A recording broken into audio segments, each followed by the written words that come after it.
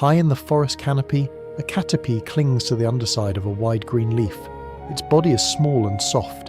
Its legs grip the leaf as it crawls forward in short, slow movements. It lowers its head and bites into the leaf, tearing away a small piece.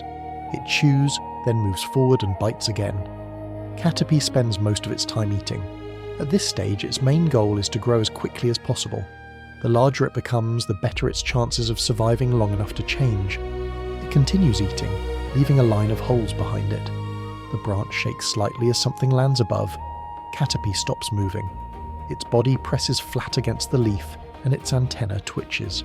A Pidgey lands on a branch above and looks around. After a few seconds, the Pidgey flaps its wings and flies away. Remaining still is Caterpie's best defense. Many predators rely on movement to find prey. Caterpie remains still for a moment, then begins eating again. It eats for most of the day. The leaf becomes thin and torn. When there is not much left to eat, Caterpie crawls along the branch to another leaf and begins eating again. Later, wind pushes through the trees and the branch begins to sway. The leaf Caterpie is standing on bends downward. Caterpie grips tightly and crawls toward the thicker part of the leaf until the branch becomes still again.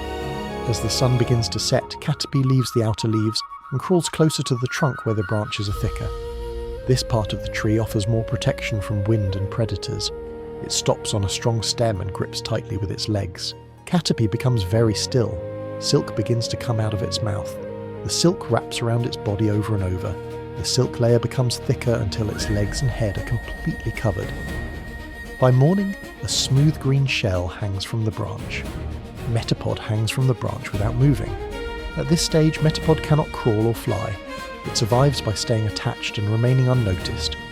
Wind blows through the trees and the branch sways. Metapod swings slightly but does not fall. Rain falls and water runs down the smooth shell and drips off the bottom. During the day, sunlight hits the shell. At night, the forest becomes dark and quiet around it. Birds land on nearby branches. Bug Pokémon crawl across the tree trunk. Leaves grow and fall. And while Metapod waits to evolve, please like and subscribe to follow more Pokémon lifecycle documentaries. One night, heavy rain falls and strong wind shakes the tree.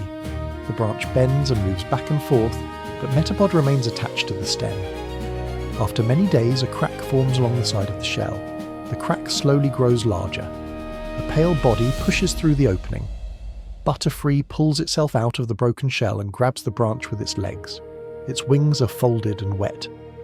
Butterfree stays on the branch while its wings slowly unfold and spread out.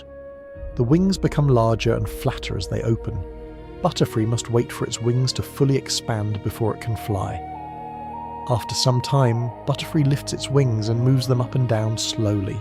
Butterfree lets go of the branch and drops downward. After a short fall, its wings move faster and it lifts into the air. The first flight is unsteady. Butterfree tilts to one side, then the other, and lands on a nearby branch. After a short rest, it takes off again. It flies from branch to branch, then across a small open space between trees. By midday, Butterfree is able to fly without landing. Butterfree flies above the trees and glides over the forest. Flying allows Butterfree to travel much farther than it ever could as a Caterpie. After some time, Butterfree descends toward a large field of flowers at the edge of the forest. Butterfree hovers in front of a flower, staying in one place while its wings move quickly. It lowers its head into the flower and feeds. Butterfree feeds on nectar. As it feeds, yellow dust sticks to its legs and wings. When Butterfree moves to the next flower, some of the dust falls onto the next flower. This helps the plants reproduce. After feeding, Butterfree climbs higher into the air and leaves the flower field behind. It flies over the tops of the trees, moving in a steady direction. From above, the forest stretches out in every direction. Butterfree continues forward, flapping its wings, then gliding for short distances. Butterfree can travel long distances this way, moving from one feeding area to another. Travelling allows Butterfree to find new flower fields and avoid areas where predators are common. After some time, Butterfree descends toward a tall tree near the edge of the forest. Several Butterfree are already resting there.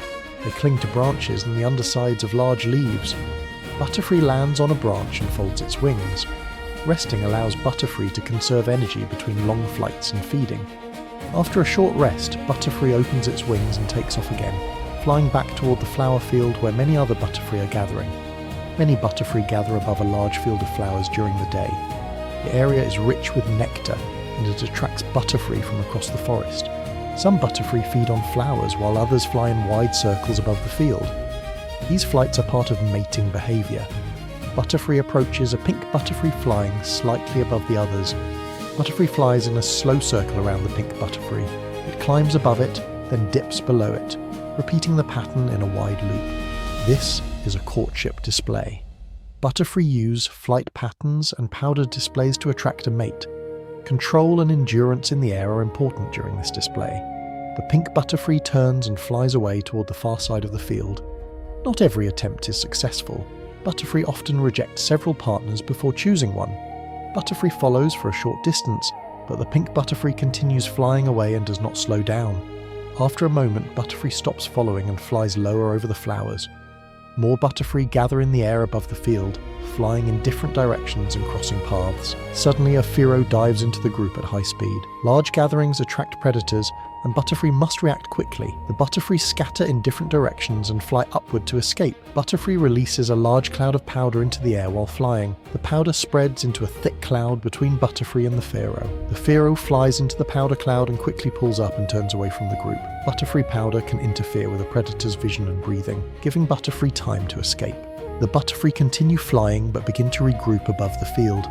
The pink Butterfree flies back toward Butterfree and begins flying in a slow circle nearby. Butterfree climbs and begins circling around the pink Butterfree again. The two fly in loops, climbing and dipping through the air together. This time, the pink Butterfree stays. The two Butterfree continue flying together, matching speed and direction. They circle once together over the field, then descend toward the flowers at the same time. Both Butterfree land on the same group of flowers and begin feeding next to each other. Staying close allows the pair to continue their courtship. After feeding, they take off together and fly toward the trees, staying close as they fly. Later, the two Butterfree land on the underside of a large leaf and remain there overnight. By morning, small pale eggs are attached to the leaf. The two Butterfree take off and fly away over the forest. The eggs remain attached to the leaf, unmoving in the morning air. Inside each egg, a new Caterpie is developing. On other leaves nearby, Caterpie continue to eat. On branches and tree trunks, Metapod hang from stems and do not move. Above the trees, Butterfree fly over the forest and search for more flowers. The life cycle continues in the same forest, on the same trees, under the same leaves.